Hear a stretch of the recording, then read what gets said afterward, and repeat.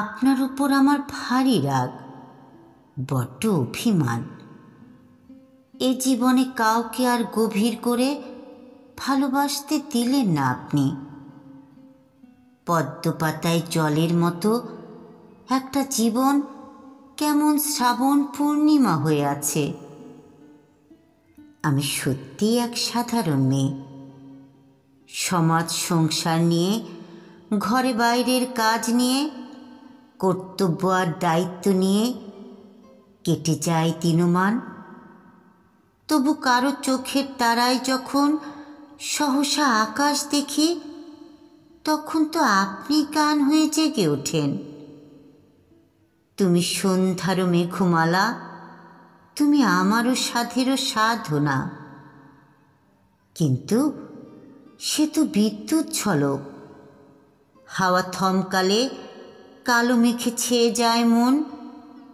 মেঘের পরে মেঘ জমেছে, আঁধার করে আসে। আমি তো কারোর দিকে চেয়ে ঠিকঠাক গেয়ে উঠতে পারলাম না। আমারও পরানো যাহা চায়, তুমি তাই, তুমি তাই গো।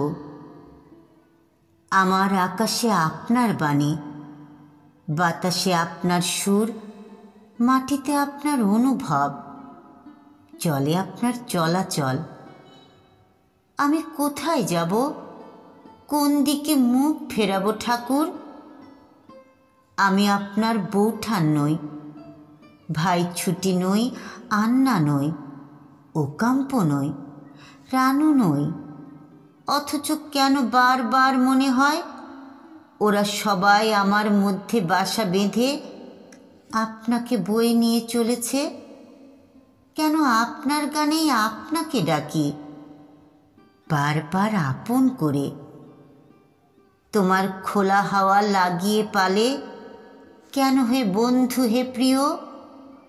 কেন ঝড়ে নির্ঝরে, অন্তরে অন্তরে তোমারই তো অভিসারে এই শ্রীমতীর গোটা জীবন কেটে যাচ্ছে সখা।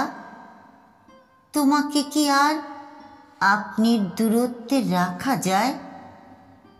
বলো।